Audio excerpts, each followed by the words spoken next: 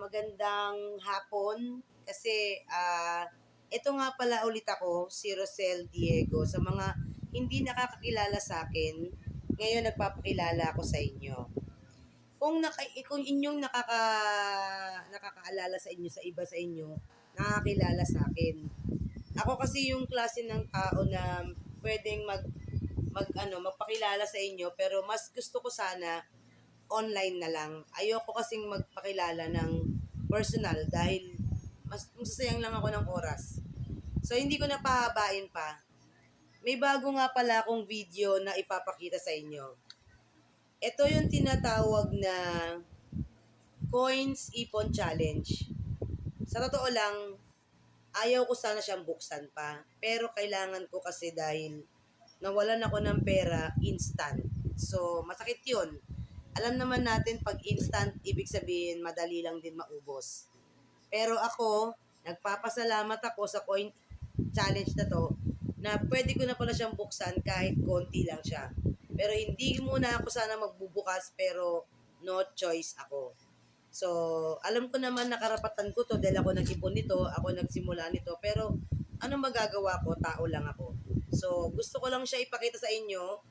So, sabi dito, makakaipon ka daw ng 14,400 pesos pag nakumpleto mo. Nilagay ko pa yung pangalan ng anak ko, Angelina, Arman, Marno, Mama, and Papa. So, ang tinutukoy dito yung pamilya namin, Diego. Pero ngayon, bubuksan ko siya sa inyo para lang magkaroon kayo ng idea kung bakit ko ginagawa itong vlog na to.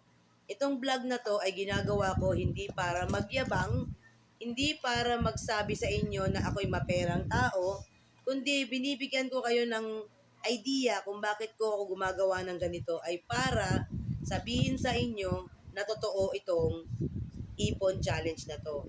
Hindi man ako umabot ng 1 taon kasi sinamang palad eh. Siguro may mga tao talaga na ayaw kong tulungan, may mga tao na ayaw kong pautangin, pero hindi ibig sabihin ng mga tao na madamot talaga. May mga tao talaga na ayaw kong pautangin, pero pag ang lakas ng loob naman mangutang, pero hindi naman pala nagbabayad, tatakbo sa malayo, mag-aal sa balutan na parang tanga, parang gago, pero ang utangan ka, bayaran ka, hindi ka naman lang tinulungan kahit minsan. So, yun ang pinakamasakit na katotohanan sa isang taong walang ginawa, kundi mangutang sa'yo, pero hindi ka naman binabayaran. Balik ako dito sa ipon challenge na to. So, madali lang ito. Bubuksan ko lang siya para makita nyo kung magkano ang laman sa loob.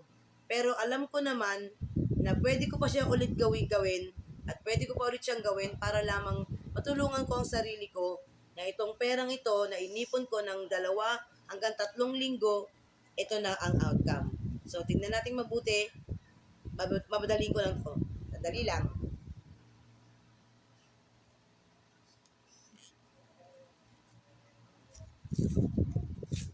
So, masakit man sa loob kong gawin to, pero wala na talaga akong magagawa. Kasi ito na yung talagang alam kong paraan para magkapera ako. So, ayan siya. Binuto na ko na, binuksan ko na. So, ito yung laman. Ayun. Pakita ko lang sa inyo. Ayun ang laman sa loob. Ayun. So, puro siya coins. Ilalatag ko siya para makita nyo na mas maganda. Ayan siya. So, yan lang siya. Ganyan lang siya kadami. So, hindi naman ako naghahangad na itong perang ito ay binuksan ko dahil sa maling paraan. Binuksan ko siya dahil ang alam ko, marami na siyang laman. So, ano man ang abuti ng perang to, nagpapasalamat ako sa Diyos kasi binigyan niya ako ng talento at binigyan niya ako ng inspirasyon na buksan ko siya ngayon kasi walang-wala na akong ganito. Maraming salamat sa pakikinig, maraming salamat sa panonood, sana na-inspire ko kayo. Ako nga pala ulit si Rosel Diego, isa sa mga netizen at sa mga tao na kakilala ako. Gawin niyo itong ginawa ko dahil ito magbibigay sa inyo ng pag-asa at inspirasyon na katulad ng ginawa ko. Wala na siyang laman, pwede ko siyang lagyan ulit, pero sa samang palad, ayoko na muna. Basta makakuha lang ako ng pera sa ngayon, nagawa ko siya ng paraan Nagkapera ako, 3 linggo, binuksan ko siya kasi wala na akong madukot sa wallet ko. Bye-bye. Thank you very much for watching. Sana naging inspirasyon ko kayo na mga nanonood sa akin na sana gawin nyo rin ang ginawa ko.